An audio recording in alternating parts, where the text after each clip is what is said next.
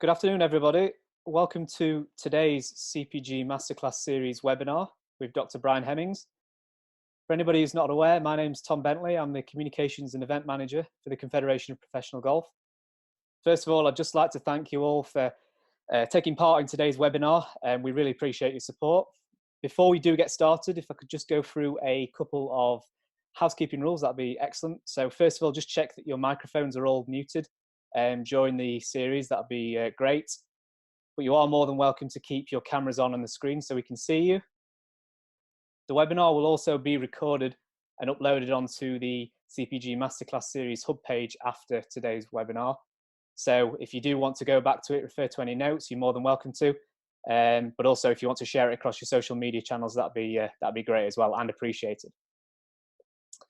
So before we get started, I'd just like to introduce you to Dr. Brian Hemmings, who's been involved in the golf sports psychology sector for over 25 years, working with various PGAs, including Canada, Switzerland, and New Zealand.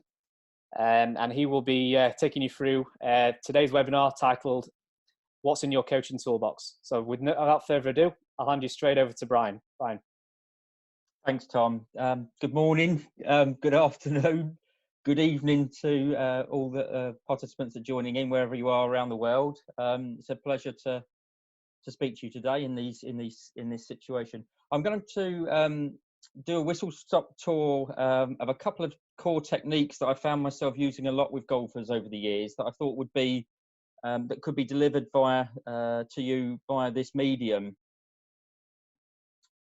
I aim for it to be experiential as well, so we in each of your own living rooms or offices, wherever you are, that you could also experience the techniques rather than just being a passive listener.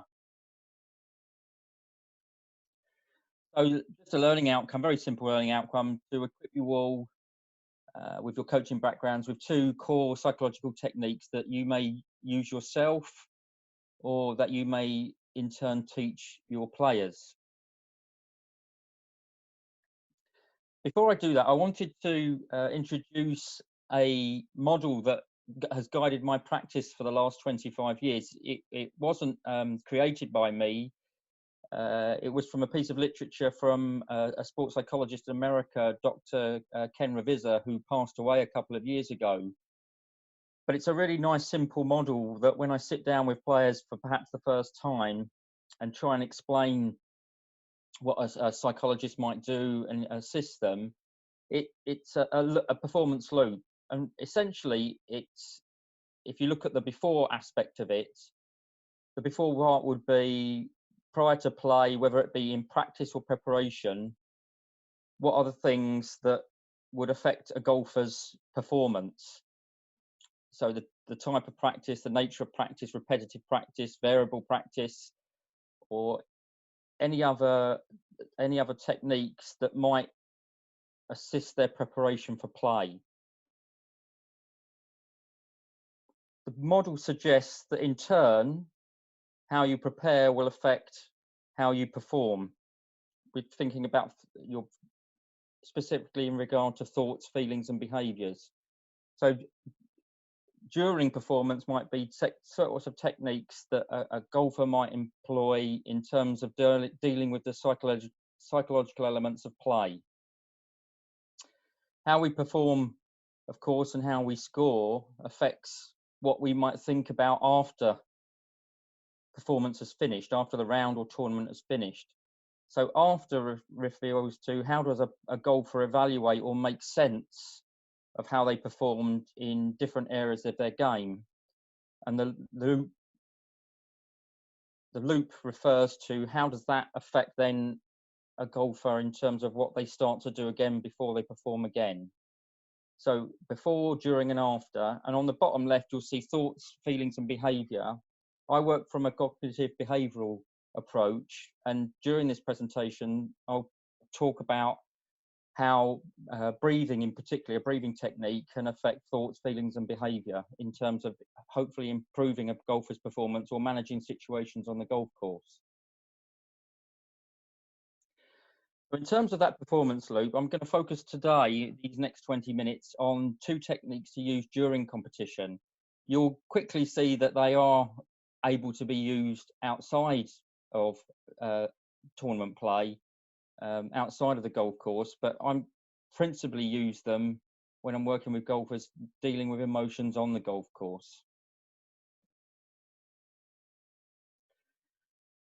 So being golfers yourselves and coaches, working with players, these are the sorts of common psychological issues I hear or I've heard over the past 25 years when working with golfers of all abilities.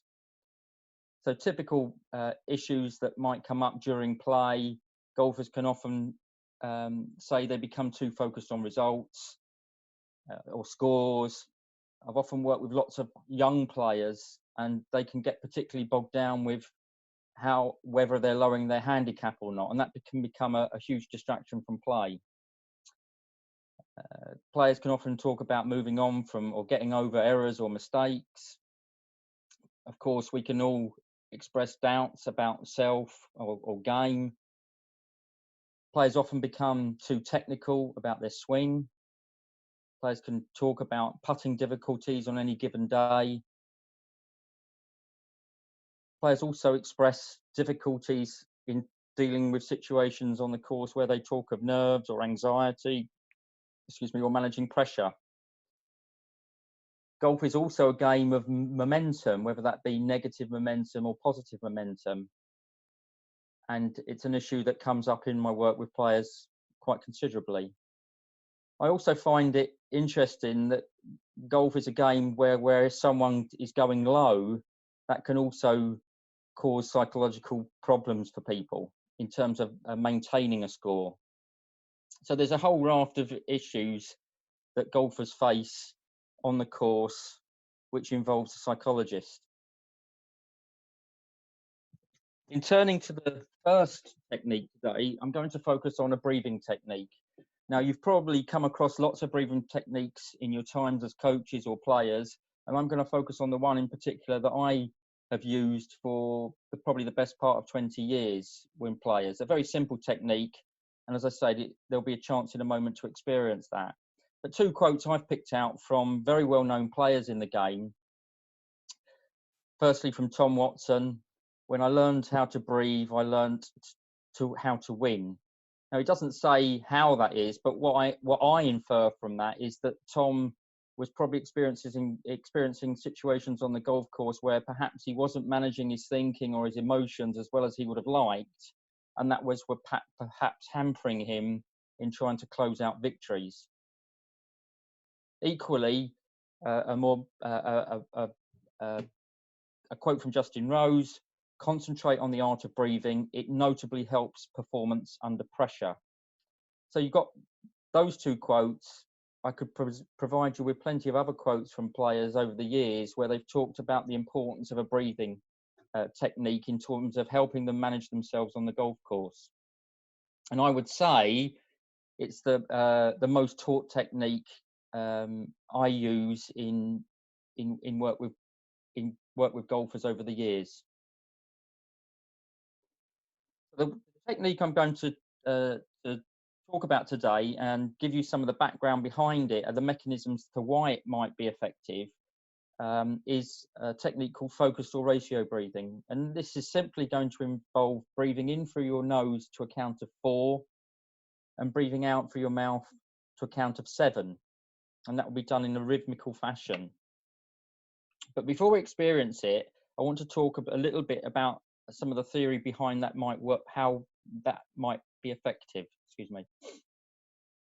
Some of you will be familiar with this cognitive behavioural framework, and the diagram means simply that in any given situation, we as human beings, there's an interaction between our thoughts, emotions, arousal, and behaviour, which determine how we act in any given situation.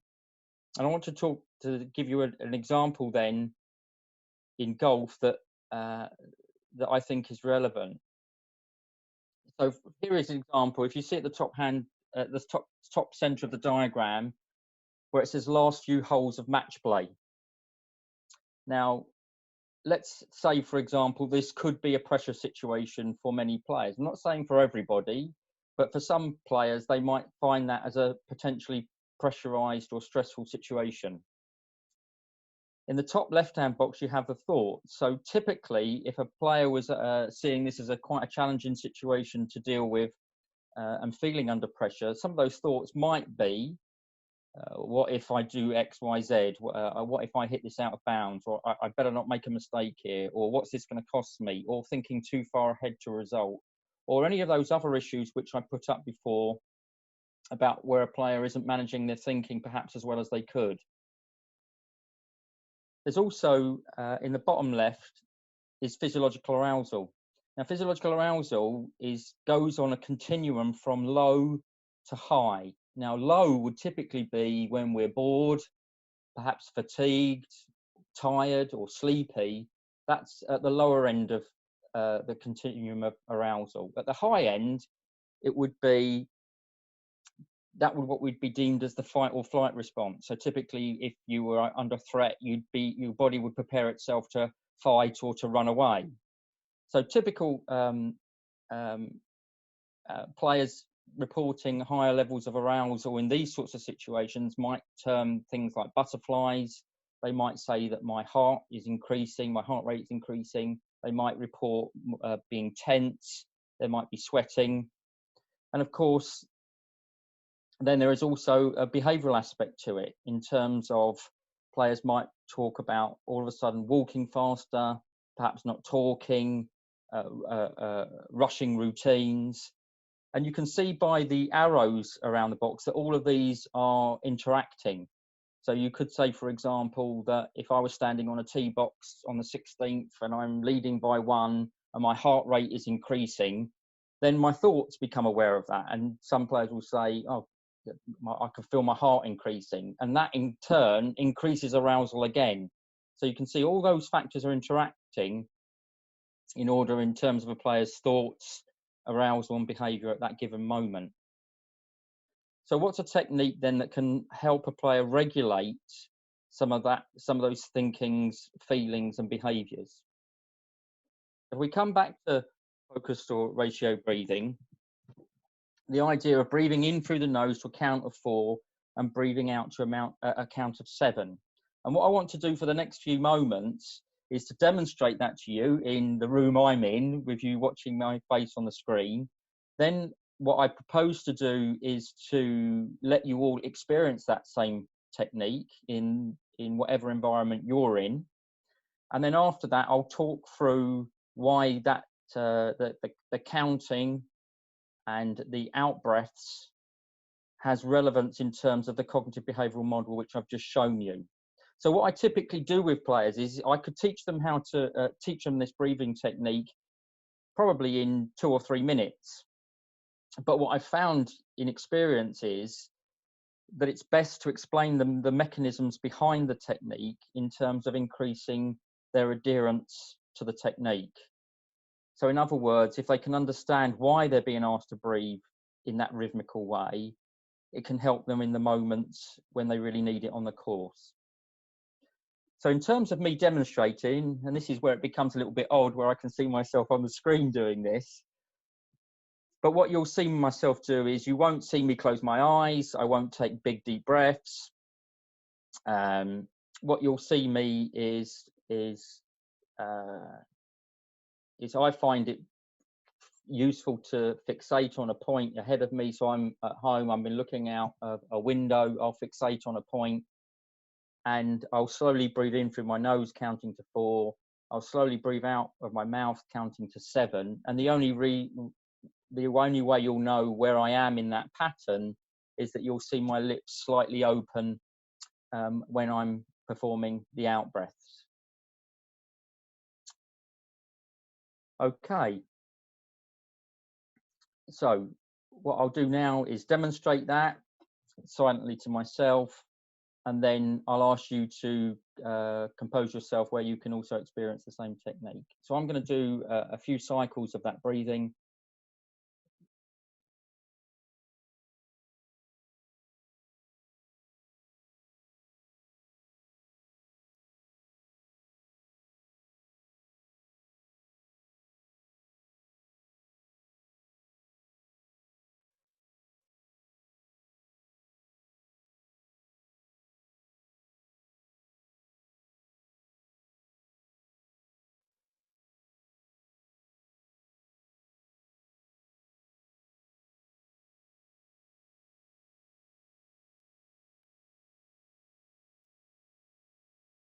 Okay, I did 4 cycles there.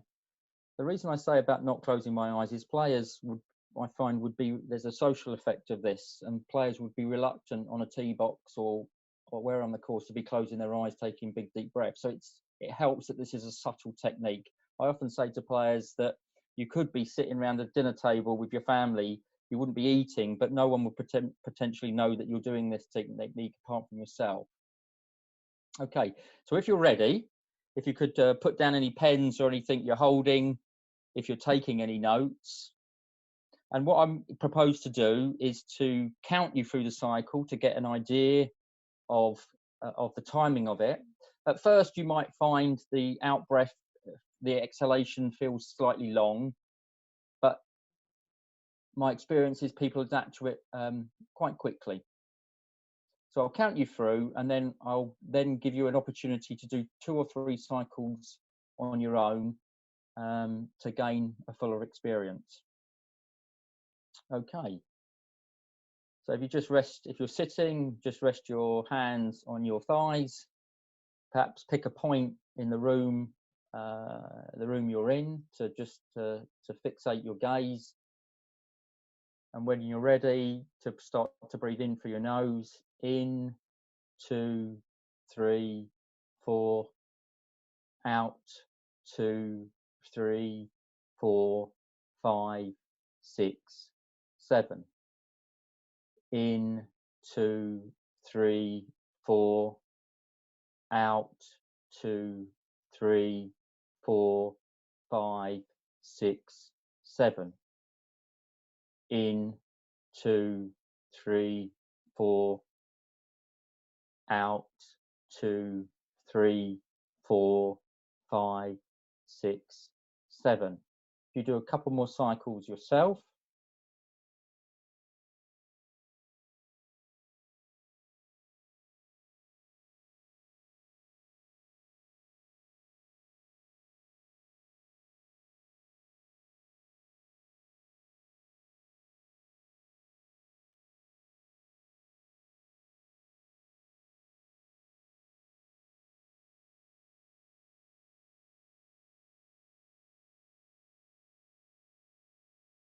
Okay, I hope that gave you a chance to experience that. What I hope that you may have experienced is that no other thoughts went through your mind apart from counting, that you were able to count without distracting thoughts. Also, that you may experience a relaxation effect from the longer out breaths. Some players report a feeling of lightness or a feeling of calm. You may have felt that your shoulders relaxed a little.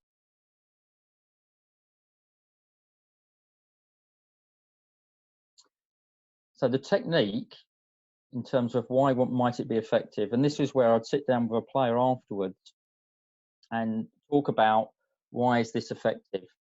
So firstly, the counting is purely a distraction technique. So in a situation where a player might feel under pressure and they're thinking, they're not managing to control their thoughts in a way that's conducive to helping their performance, counting is purely a distraction technique. So it disrupts that thinking pattern. You can't be thinking about negative things, aspects, or what you don't want to happen whilst you're counting. So the human being has a limited attentional capacity. And what we're doing here is we're using that attentional capacity in a different way. So counting as a distraction. It reminded me once I heard when Colin Montgomery was captain of the Ryder Cup team, and he was saying there was so much going through his mind when he was out on the course, all the different permutations and the scores, and he found himself getting quite anxious and overawed. And it was interesting to say he started doing his 7-times table. So as a way of trying to control and slow down his thinking, he used numbers. So in this focused breathing technique, the counting is purely is acting as a distraction technique. In terms of physiological arousal, I said arousal goes from low to high. Now, arousal, our body, our arousal is maintained or is maintained by something called the autonomic nervous system. Our central nervous system is our brain and our spinal cord, and that our brain obviously dictates conscious control. Clearly, when we sweat or we're cold, we don't ask our body to start to shiver or to warm itself up. It happens naturally. So that's the autonomic nervous system. Now, the autonomic nervous system has two aspects to it. It has the sympathetic nervous system and the parasympathetic nervous system. Now, these are influenced by breathing. So when we take in breaths, it stimulates our sympathetic nervous system, which works to increase arousal. The parasympathetic nervous system is activated on out breaths, and this works to decrease our level of physiological arousal. So you can think of the arousal continuum going from low to high. In a situation of pressure where our physiological arousal was increased and we wish that to decrease in terms of trying to help our performance, then this is why the ratio breathing has a greater ratio of out breaths to in breaths. So sympathetic nervous system activity for in breaths, parasympathetic nervous activity for out breaths. We wish to stimulate parasympathetic nervous system activity. In terms of behavior, breathing is normally under, as I've said, autonomic nervous system control. When we choose to control it, we place it under conscious control, and this in terms then means it's a behavior which we can train, practice, and become better at. So again, using that cognitive behavioural model, you can see how the thoughts, arousal, and behaviour will interact to help a player regain composure or a more optimal state of arousal and decreased levels of negative thoughts and slowing down some of the behaviours that might have incurred through that increased arousal. So that's focused breathing, which would be the first technique. A bit of a whistle-stop tour, as I said, but in terms of gaining an understanding and having an experience, I hope that gives you an insight into a technique that you could use with your players or yourself when golf resumes. In terms of practice, there is a practice effect from it. So I encourage players to take opportunities to practice that whenever they get chance. So I often say things like, if you're stuck at a red traffic light and you can't do anything, rather than reaching for the volume control on the radio or looking at a phone, it might be to take that time to practice a couple of cycles of breathing. I often say, if you're in a queue in a shop, dead time, where you can practice that, or if you had a hot drink and you're waiting for it to cool. Again, opportunities where one can simply practice a very simple technique to make it effective for when a player needs it on the golf course. In terms of the second technique, very briefly, a common thing I know golf psychology books and players will say will be about staying in the present. So just a couple of simple ideas in terms of staying in the present, which I've used with players. A grounding technique, because often players will say, well, it's all very well saying stay in the present, but how do I do that? So the grounding techniques can be visual, they can be auditory, or it can be kinesthetic. So again, I'll just quickly take you through this exercise so you can experience those, and then to try to think about how they could be used on the golf course for players if they're having some periods where they feel that they need to ground themselves more in terms of what's happening in the present rather than being caught up in the past or the future. So a visual grounding technique would be simply looking at your environment now, and if I task you to do that, to look around the room you're in, or if you're looking out of a window, to notice 5 things in your visual frame, and just to notice them, pause on them a second, notice them, perhaps things that even though you've been in that room for many times, you haven't noticed it, or a particular view. So I can see a burglar alarm, a sky dish, a window roof, somebody doing some gardening, and a bright orange car.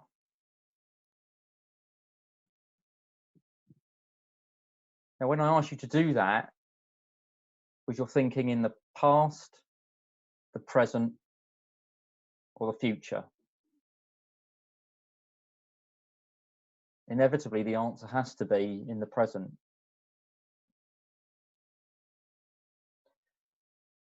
Auditory, using your auditory senses. Now, if you're wearing headphones to listen to this webinar, you might take them out for a second, as I will do. Now, I want you to pay attention and hear as many things as you can in your environment. Try and as many noises or sounds that you can take notice of for the next 10 or 15 seconds.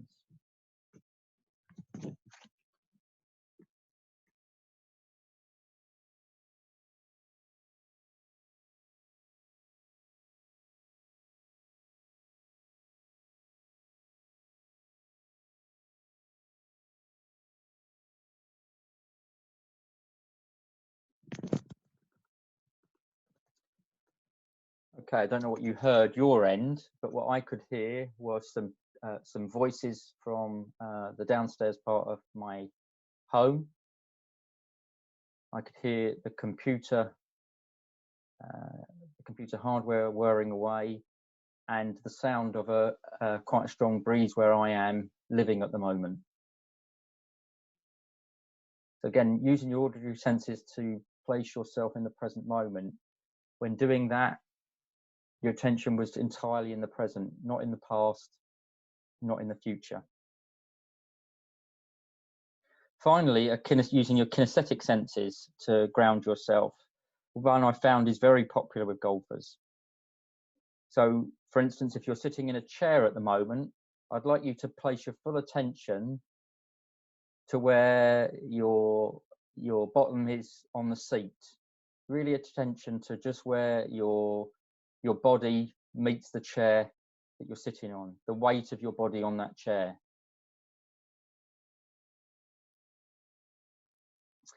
If your chair has a back to it, the weight of your back, the sensation of your back pressing against the chair.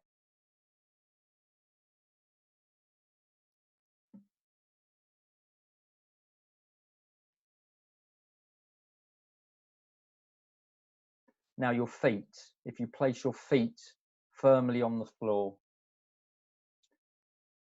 pay specific attention to the feeling of the ground underneath your feet in that given moment. And you may press lightly with your feet. So again, with the other senses, is you're thinking in the past, the present, or the future. It clearly has to be the present to take note of those sensations. So thinking of those cues, of those senses, of how they can be used on the golf course. So a player could visually ground themselves on a tee box. They might be looking around them, looking at the environment they're in, noticing things in the distance, picking out things, perhaps trees, spectators, emblems on fellow golfers' bags, using visual cues to ground oneself. You can also use auditory cues, so listening in the environment you're in on the golf course. Maybe the sounds of balls being struck on different holes. It could be sounds from the crowd. Any noises. It could be the wind. Anything that brings your thinking to the present moment. And finally, kinesthetic cues. So golfers often reported to me the idea of walking down a fairway, paying attention with their head up, but they're paying attention to the feeling of the ground under their feet as they walk. I recall one European Tour player who used this very effectively. He retold to me that early in his professional career, on the fourth round of a tour event termed as Money Day by the players, he would often get quite anxious and be thinking quite a lot into the future about what score he might gain and what purse he might earn. And he said, in a way, the whole round was just rushing ahead of himself. And he joked also that his caddy was worse than him. His caddy was walking so quickly he couldn't keep up with him. But he used a grounding, kinesthetic grounding technique on tee boxes, where he said he'd get his club out of his bag and just momentarily he'd just take note of the feel of the grips in his hand, and use that to remind himself that he was on this tee, on this hole, in this moment. And he said that really helped to good effect in terms of making him slow down and take his time during that final round.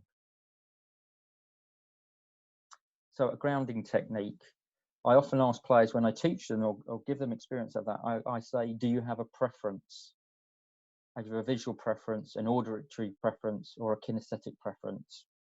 But to train themselves to use those techniques again when they need them on the golf course. So that's two techniques, a focused breathing technique, a ratio breathing technique with some of the theory behind its effectiveness, and a grounding techniques. And grounding techniques, oddly enough, come from PTSD literature in terms of people managing quite a lot of negative thinking and extreme feelings, negative feelings from the PTSD literature. Some people might be more familiar with that now from mindfulness literature, but it actually originates from PTSD literature. Okay, that brings me to what I wish to say this afternoon. That's 30 minutes. For some of you, just a course that I wrote a few years ago that's been recently revised and updated. The details are there on the slide. I won't go into detail because I know that you can pull these slides back up. But in the current financial situation of people's income, particularly in golf, as other industries being under threat, there's a home working code there which reduces the cost to 50%. Excellent. Thanks very much, Tom. Thank you very much, Brian. Just before we close off, we'll open up to a short Q&A. So if you do have any questions for Brian, please do post them in the chat at the bottom of your screens. I will start things off. Brian, say you have a player you want to prescribe these two techniques to and to help improve their game. Does the principles of practice, so blocked and random, etc., apply to a psychological skill as it does with a physical motor skill, for example? That's a good question, Tom. It's not something I've come across before. I know of no literature in psychology which talks about the nature of practicing techniques in the ways that you refer to. So no, it isn't something I'd be taking into consideration when working with players. Okay. So that's not to say it doesn't exist. It's just that I'm not aware of that. So if you say, for example, you were working with a national team player who had just started out in terms of a breathing technique, how would you go about prescribing that to them to go away and practice? Would you tell them just to do it in their pre-shot routines, for example? Or well, I mean, personally, I'd say it's a technique that can be integrated very quickly. My point in the webinar that I just explained is I talk about off-course techniques. First of all, off-course practice in terms of what are some moments where you can start to practice this to become very familiar with it. But then I would say then use it on the range or a practice putting green. So if you make a mistake and you found yourself perhaps getting into a negative thinking pattern or a bit more aroused or a bit frustrated, rather than just hitting another ball, that's the time to take that moment to practice that. So to look for ways, and that's via collaboration with the player in terms of what are some situations where you could begin to practice that. So again, it's a kind of a negotiation or collaboration in terms of, okay, there's a little plan here for where they can start to insert that into perhaps their daily routines or their daily practice. Great. Okay, a couple of questions that can be sort of tied in together. One from Ricardo: when you focus on breathing, do you also try to relax some part of the body? And somebody asks the timings count. So in relation to breathing out longer than breathing in, that is a result of focusing on the parasympathetic nervous system. Yeah, longer out breaths, parasympathetic nervous system. Yeah, there's it's a question that comes up when I do workshops. Is why that particular ratio? And I've seen other research which might suggest a 3 and 6 ratio, or ratios where you hold your breath in between. It's just a technique that I feel has been effective in my practice, and that ratio tends to be most optimal for the people I've worked with. But I readily accept that people may read other books that might suggest different types of breathing in terms of those ratios. In terms of, did you say in terms of also consciously relaxing a certain type of part of the body? So he asks, do you also try to relax some part of the body consciously? I don't. Of course, you can get diaphragmatic breathing. I don't say right and consciously relax your shoulders. What you tend to see when I mean, I with the audience today, I tried to do an experience as I would work with somebody individually. So I would be sitting with somebody, and then what you typically witness is that their shoulders tend to start to drop.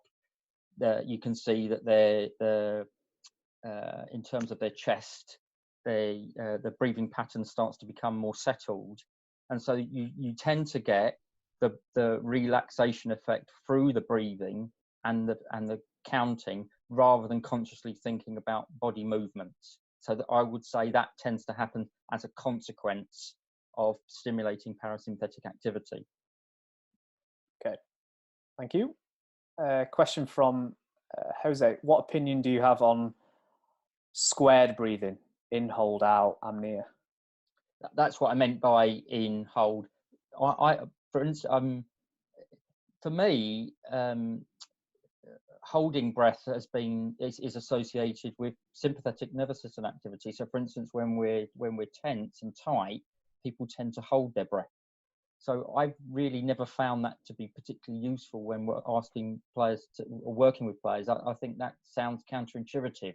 So my sense is just a simpler ratio of in versus out. Okay. A good question from John.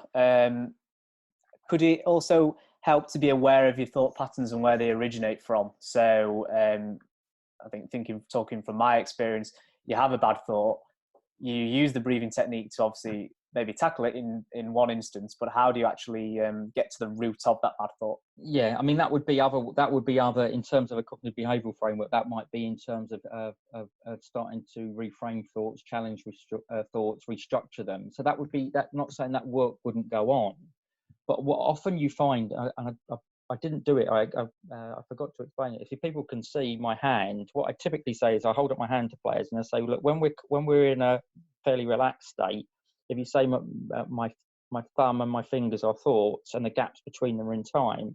So I'm in a relatively calm state here. So I have a thought, there's a gap in time. I have another thought, there's a gap in time. And when we get into situations of pressure and physiological arousal has increased, this is what tends to happen to our thinking. These things fire a negative automatic thoughts, so they're pinging in, and we're losing that space between thoughts. So what the ratio breathing is what we're saying is at that point, it's probably not going to be very easy then to start rationalizing thoughts. What we want to do is just to reestablish a lower level of arousal. So what the breathing technique is designed to do is to slowly open that gap again between the thoughts that we have. Okay, great. Makes sense. Question from Paul. Do you know Wim Hof and his breathing technique, and what do you think of that style? No, you'll have to tell me it. Okay, we'll leave that one then. We'll move on. I'm interested to know. So if he wanted to email me afterwards, that's fine. Okay, yeah. So Paul, maybe if you drop me an email and I'll forward that on to Brian.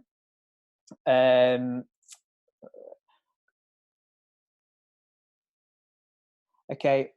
Question from Thomas. What kind of breathing technique would you use if, when you were under stress, you fell off with a low heart beating instead of a hyperactive with a high heart beating? Does that make sense? No, you'd have to repeat. Okay. What kind of breathing technique would you use if you're under stress with a low heart? Is that possible to be under stress with a low heart rate? I guess, but that might be a physiological condition or a health condition. I don't really feel I'm in a position to answer that with any clarity. No, okay, again, Thomas, if you just forward that question on to me and I can forward that on to Brian. I'll finish off with one more. We've also got a lot of PGA professionals on here today. What's your one biggest piece of advice for all the men and women listening to this for their own coaching practices going forward? One bit of advice. Yeah. Well, I've worked in the industry for 25 years and I've been really privileged to work with lots and lots of really good coaches over the years. And I've always been a firm believer that the coach is a deliverer of psychological skills, not just technical skills, because inevitably psychologists are fewer in number and their access to players is much less. So I've always felt that the best coaches I've worked with always have had a lot of psychological content to what they do.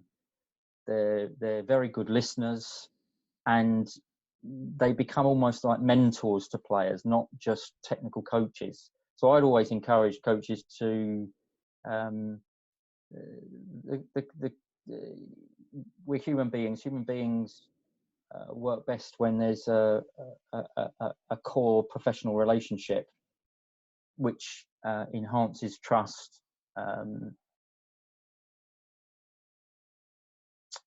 greater collaboration and understanding.